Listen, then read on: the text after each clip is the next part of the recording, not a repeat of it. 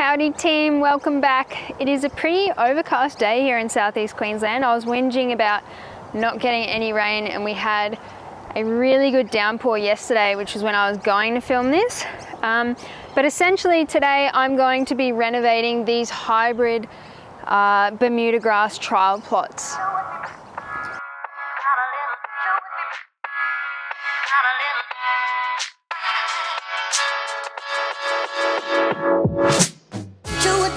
So a bit of a backstory for those of you who have not been following along. I've created trial plots. This one is Tahoma 31 Bermuda grass. This one is TifTuf hybrid Bermuda grass. And the one up the end is IronCutter Elite hybrid Bermuda. So these are all basically, we call it cooch in Australia. It's Bermuda grass in America. All three hybrids, they're probably the top three cooch grasses available currently. Hey mate. On the market. So all three are sort of bred in the US, and by bred I mean, as the name suggests, they are hybrid grasses. So what they're doing, it's really cool. I'll do a whole episode on it. I find it really interesting anyway. They're taking sort of unique characteristics and breeding a grass type to sort of suit that.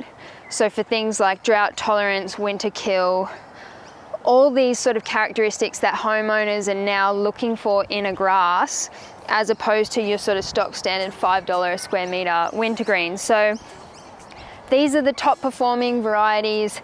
They definitely hold up a lot better than wintergreen. That's what I'm seeing everywhere I sort of see them. But essentially there are a few differences currently between the plots. So this renovation is basically so I can give them all, press reset on all of them, get them all up to the same level playing field, and then see how they perform. So the Tahoma 31 plot, I installed that November last year. So it's pretty much 1 year exactly since I installed this plot of Tahoma 31. So that was the first one to go in.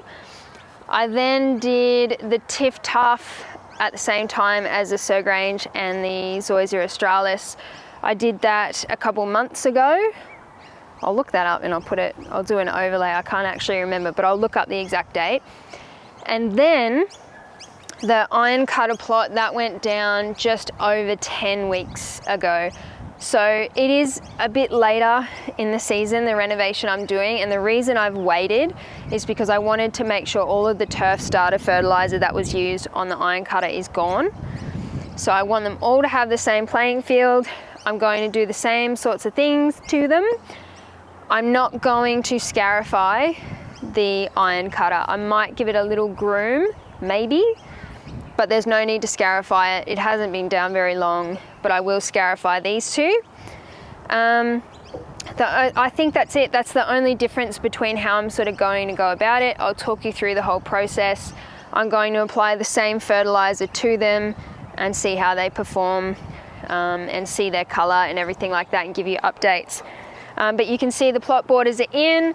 I've just got to get probably one more pallet of wintergreen just to finish this up, pretty it up, tidy it up, and then we'll probably go irrigation and ruin it all again, which will be fun.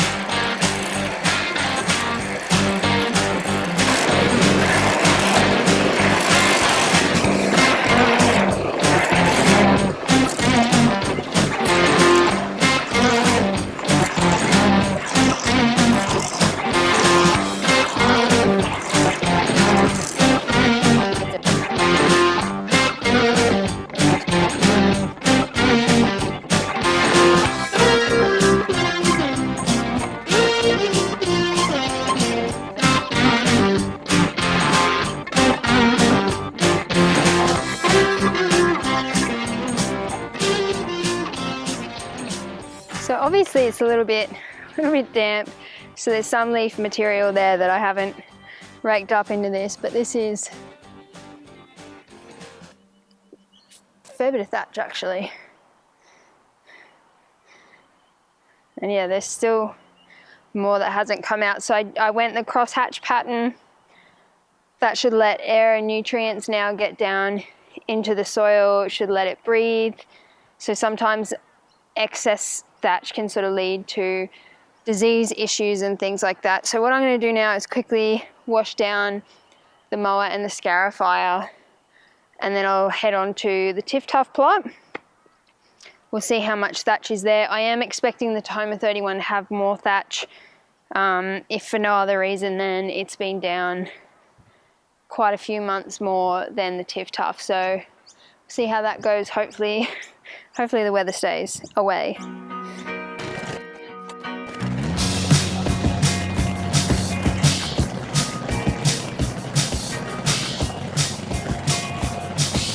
I've been contemplating all my time.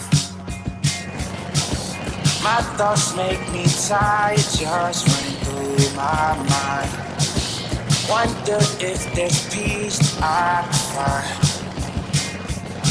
instead of always being on the grind. I need a new purpose, I'm looking for so much more. Don't leave me here searching, you're just what I'm longing for. When times are getting crazy and everything seems hazy, is there some place for safety I can go? Run away, run away, run away into your escape. Run away, run away, run away, you're never too far to run. Run away, run away, run away into your escape. Run away, run away, run away. Run away, run away, run away. It gets so loud that I can barely hear. But your words speak much louder than all my fears. Sometimes I just wanna disappear, running until I can feel you near. I need a new purpose, I'm looking for soul. Alright, so it's raining, my hair's going curly. Holy guacamole. I'm actually surprised. TifTuf is known to thatch up a fair bit. I haven't been feeding this a particularly high nitrogen diet at all. It's just sort of one of the qualities of it. Some people don't like that. Some sports turf surfaces would actually prefer the thatch, so it sort of depends what you're after, but it surprises me that I've pulled out more thatch from the TifTuf than the Tahoma when this is actually younger. I've also noticed there's way more of the above ground runners, so the stolons in the TifTuf as well, which could mean that it thickens up quicker. But yeah, totally different look to them. I'll try and get the GoPro out and do a bit of a pass, but the Scarifying of this TifTuf has brought up heaps of stolons. I'm starting to get rained on. What's that band? Travis. Why does it always rain on me? Is it because I lied when I was 17? Possibly. Okay, I'm gonna pack up there, you idiot. Shut up, Emma.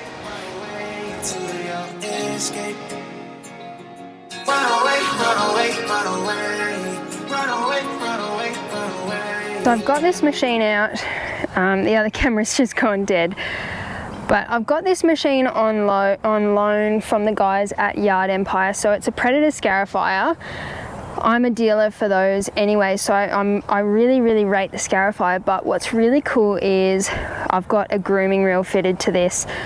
So I've actually got it on loan to film a video out the front where I'm going to sort of thin out the blue cooch, but I'm thinking I'll try it on the IronCutter plot because I don't want to go really deep. Yeah, I just want to thin it out just slightly, put it on the same playing field as the others. So I'm going to show you the grooming reel that's on it. So it's stainless steel blades. They're like a saw style blade. I'll make sure I put the graphic above while I'm speaking, but they're stainless steel. It's still in the R&D phases, hence me sort of giving them feedback on it. But what I really like about these units is they'll be able to be used year round. So you'll have your Scarifying standard Scarifier blades on it, which you use at reno time, and then you can purchase this reel and set it up as a groomer. And we're sort of having chats and I'm trying to convince them to go with different spaces, so you can also turn it into a verticutter as well and just use the one reel and sort of go between, and then that way you can sort of replace the blades as required. But they're made out of stainless steel. It's a really good design, really happy with it so far, and I think they're aiming for December, January to release that. So if you are in the market for a Scarify, these ones are a commercial. I've sold quite a few units to commercial operators and they've been super happy with them. Really great unit to look at. I know lots of guys tend to, and I get it, the Scott Bonners we all love them.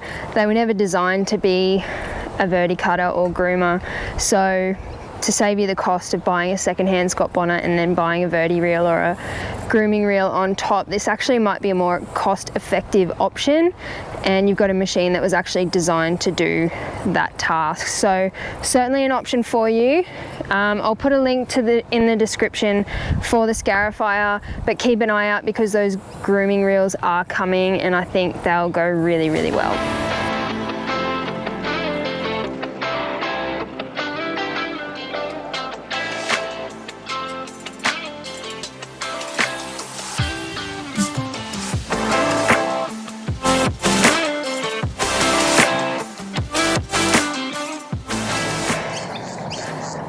I'm really happy with that. That looks really good. So here's a quick look.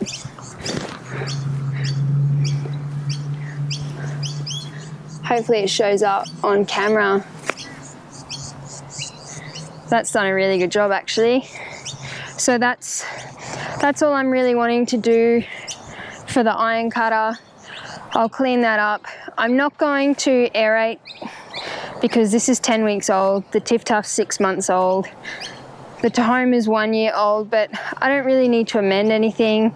I'll probably get a pitchfork at some point, go through it, or put solid tines on Billy.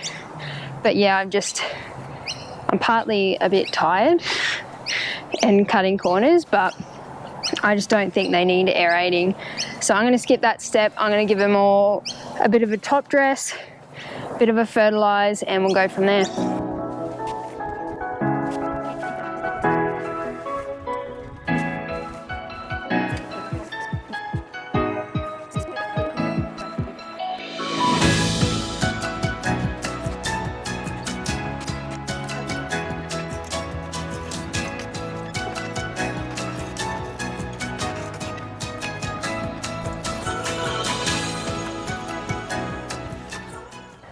Okay, so top dressing done for now. Like I said, over the next week or so, I'll just keep dusting those lower areas and just build it up. All 3 plots have just got 500 grams of ProTurf NPK, so that's a mini prill fertilizer. It's a fairly lower nitrogen fertilizer that can be used year round. So I've done that because TifTuf requires lower nitrogen, and I want to see how the other two compare also on a fairly lean diet. So 500 grams is equivalent to 2 kilos per 100 square meters, that rate. So that's what I've decided to go with. So thanks so much for watching, guys. I'm really keen to show you the progress on how these grasses recover. My next video is going to be renovating zoysia plots. So up there I've got Sir Grange zoysia, I've got Australis, and I have Nara native. So I want to film that separately and give you a couple of tips about how to go about renovating zoysia grass. I've also got a bit of an update on the sprigs. The sprigs are coming along pretty well. I'm seeing a bit of growth. It's been about a week. Then we've got the grooming video to come as well. So heaps and heaps of content coming your way. If you haven't already, please jump onto Facebook if you're into Facey. Jump onto Facebook, join the Lawn Care Australia group. You don't have to use the product range to be on there. I just want to create a nice positive environment for people to share their lawn journeys with one another. And as always, thank you for watching. Don't forget to like and subscribe, and I'll see you next time on oh my God, I don't even know my own name.